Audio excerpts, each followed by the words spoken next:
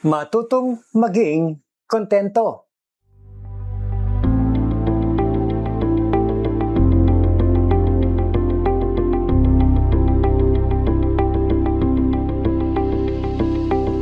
Kamusta po kayo?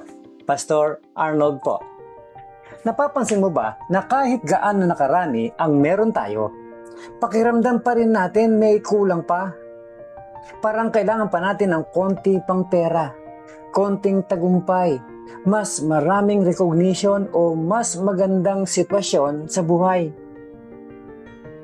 Pero ang totoo, habang mas hinahabol natin ang mga bagay na yon, mas lalo tayong hindi nakokontento.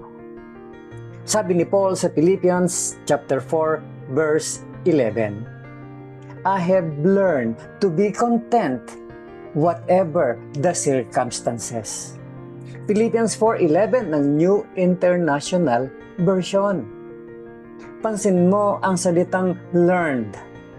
Ibig sabihin, ang contentment ay natututunan. Hindi tayo ipinanganak na contented. Ikaw at ako, natural sa atin ang maging dissatisfied. Gusto nating mas gumanda ang buhay, mas dumami ang meron tayo, o sana iba ang sitwasyon natin. Pero gusto tayong turuan ng Diyos ng sikreto ng tunay na kagalakan at kapayapaan. Hindi sa pamamagitan ng pagbabago ng ating circumstances, kundi sa pamamagitan ng pagbabago ng ating puso. Pinapaliwanag din ni Apostle Paul kung ano ang hitsura ng contentment. Sinabi niya, godliness with contentment is great gain. For we brought nothing into the world, and we can take nothing out of it. But if we have food and clothing, we will be content with that. 1 Timothy chapter 6 verses 6 and 8 ng New International Version. Ang punto ni Apostle Paul ay simple. Hindi umiikot ang buhay sa mga bagay na meron tayo. Ang taong contented ay kayang sabihin, wala naman akong dala nang ipinanganak ako at wala rin akong madadala pag alis ko sa mundong ito. Oo, kailangan ko ng mga bagay para mabuhay. Pero hindi yon ang tunay na kahulugan ng buhay. Kaya pipiliin kong maging kontento sa ibinibigay ng Diyos sa akin.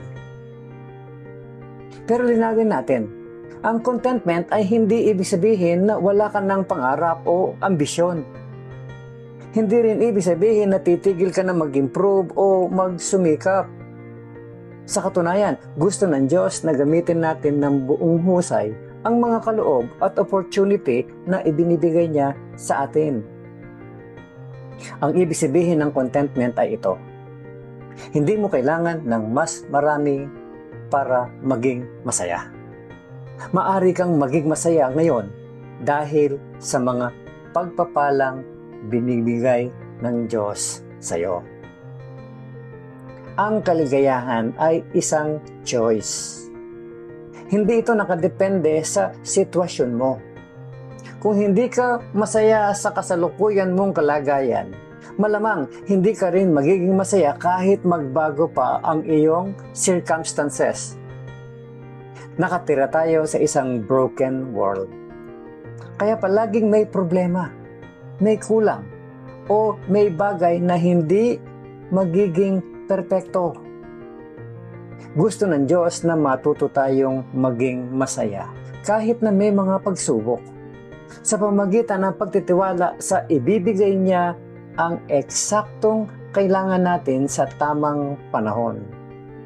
Ang contentment ay isang proseso ng pagkakatuto. Kaya, bakit hindi ka magsimulang matuto nito ngayon?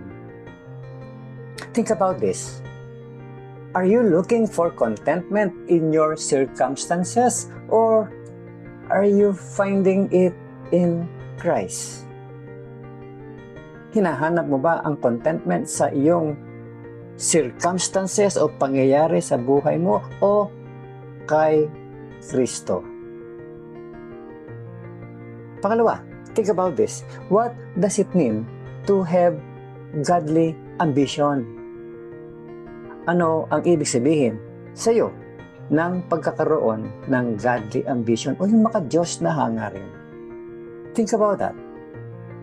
At ang panghuli, think about this. What is one area of your life where God is calling you to stop comparing? Start trusting and choose contentment today. Ano ang isang bahagi ng buhay mo kung saan tinatawag ka ng Diyos na itigil ang pagkukumpara? Magsimula magtiwala sa Kanya at piliin maging kontento. Muli po, ito si Pastor Arnold Adriano. At ang encouragement na ito ay hatid sa inyo ng Malabon Community Church. Have a great day, my friend. At sa araw na ito, piliin natin magtiwala sa Diyos na may hawak ng lahat.